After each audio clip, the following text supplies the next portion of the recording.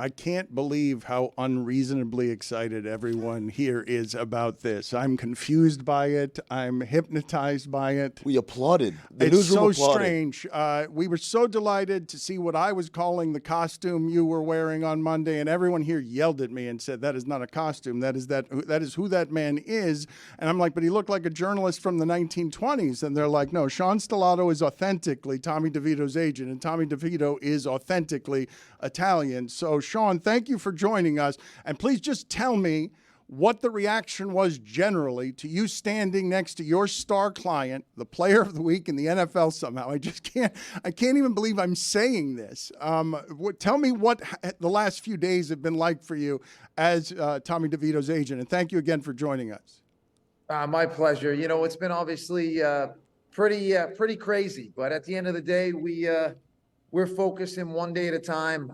He's preparing for New Orleans. I'm preparing for working on some opportunities for him and other clients. But it's definitely, there's been a lot of people coming out that I haven't heard from in a while.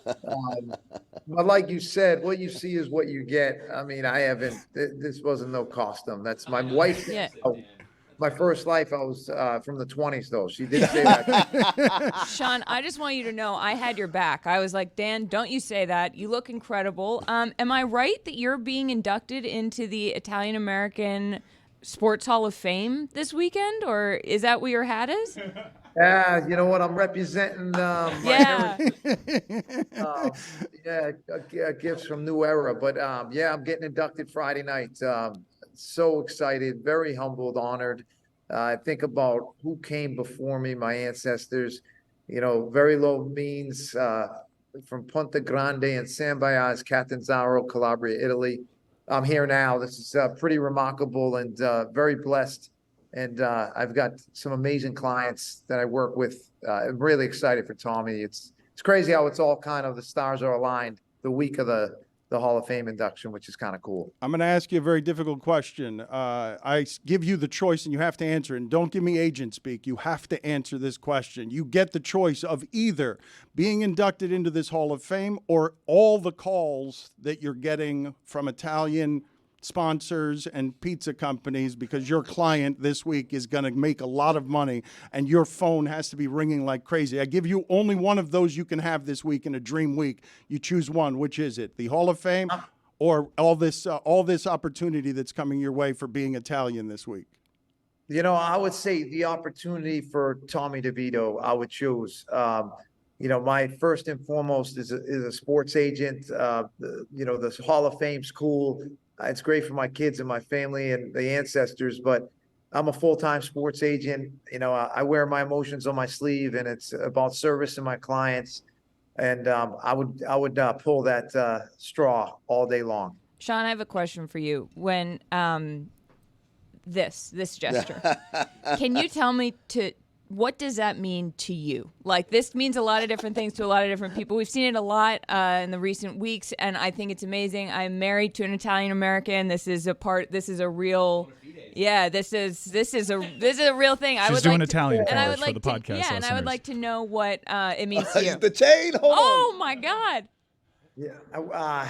So long story. This can be interpreted, I think, different parts of Italy, where you're from.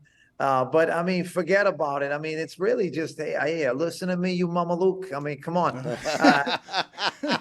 So I think, or, you know, it's just kind of, you know, people are not paying attention. It's a symbol.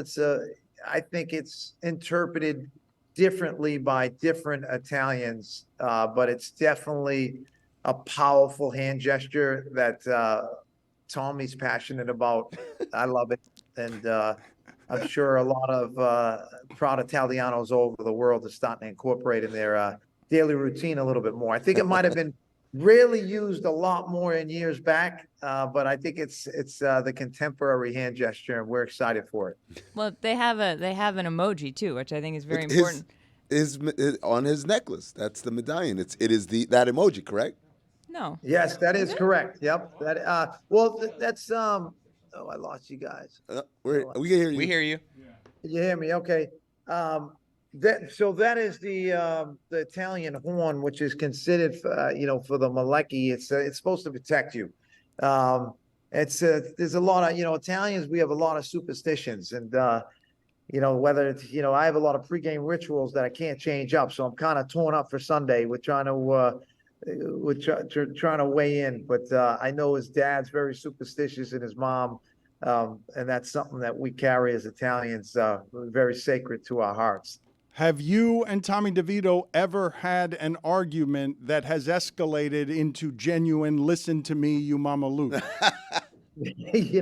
Tommy and I both got an understanding of each other, for me to get it done for him on and off the field. But, no, we haven't had that heated argument, like Tom Brady and Coach O'Brien did back in the Washington game years back. We're staying in our lane, and we're laser focused on, obviously delivering it for him on a daily basis and what he needs. And look, I stood on the table for him draft day and had to listen to 28 other teams say no.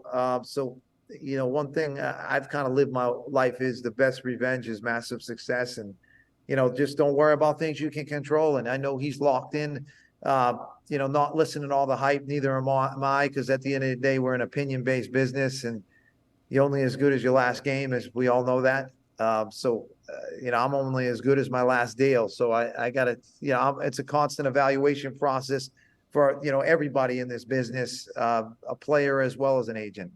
Speaking of sports and deals, and I want to know, what's your take on Ohtani's contract as an agent? Like, how do you feel about the deferment of that much money until 2034? I think, look, tomorrow's not promised to anyone. And, obviously football out of the four major sports has got the highest injury rate. I think the guarantee component's important. Obviously, you look at how free agency and salary caps have really changed the game, especially in the NFL. But I'm sure, I'm locked in on my guys in terms of their deals. I'm sure, obviously his camp got an agenda and how they've strategized to get him paid. But it's definitely new precedents are met, every year. And I think as agents, you strive for that to, get to the top of the market for your guys. You're being very gentle. Yeah. You're being very gentle. Yeah. It's agent speak. It's not authentic Italian Sean, what he's saying in private speech. Like, you gave me a load of agent because you don't want to be mad at other agents because you don't want to be the story. Yeah. But you want your man, Tommy DeVito, what's going to happen? Yeah, the Giants will tell you we'll pay you in 10 years. Yeah. Deferment. Come on. Hey, I think you got to have a sit down and you got to break bread and, maybe you go swing by Bada Bing and see if there's anything to be worked out. Okay, because that I felt like you didn't give us honesty there, that the other agents are super pissed about this. It's a bad contract for your business because you can't defer payments because, like you just said, you know how lucky you are. All the quarterbacks have to get injured for yours to get a chance. Yeah, it's definitely I think the whole evaluation process on talent. Look at a lot of experts get it wrong. We see it every year in the draft. They get it wrong in free agency. I think, in terms of having an eye for talent and really believing in your guys, I think is important. And, I've been doing this for, SES Sports is over a decade old.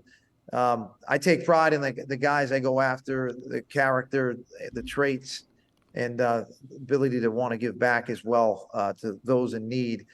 But a lot of the decision makers, as we know, is out of our control. Especially in the early process going undrafted, you got to cut your teeth. And there's been a lot of great players that end up in Canton that got an opportunity on something unorthodox happening and an injury.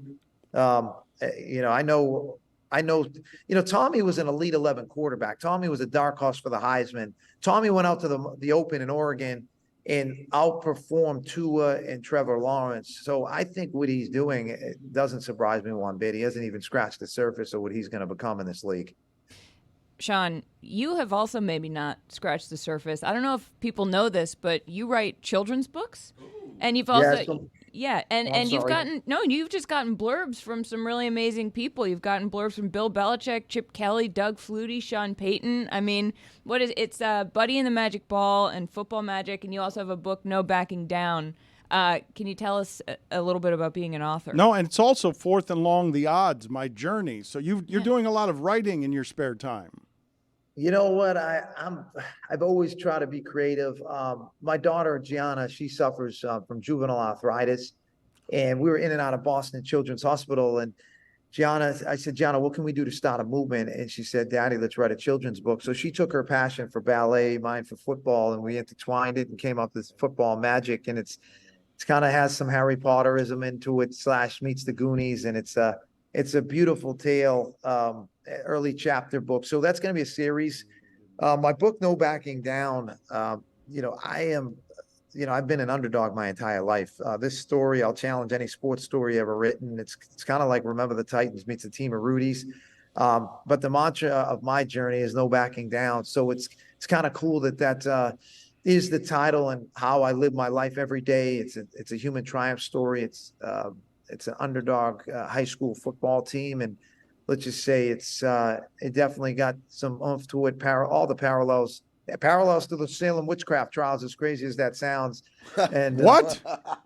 Yes, What? Our coach was literally compared to Jim Jones and David Koresh starting a football cult, and which was completely false.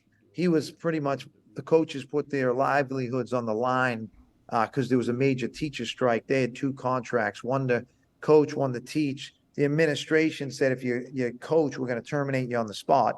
The union says, go coach. Your job description and the collective bargaining agreement has no relevance. That we broke into schools, stole our equipment, stashed it at a local field, and it was we were undefeated, getting ready to play. Todd McShay was the quarterback of Swampscott, and let's just say we had three miraculous games you can't write. So the movie script's done.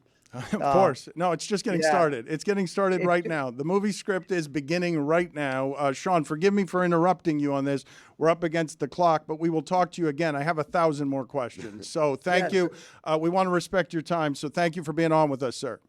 I appreciate you guys having me. Go Giants, and you guys enjoy this holiday season, all right? Thank you, sir. All the best. Ciao.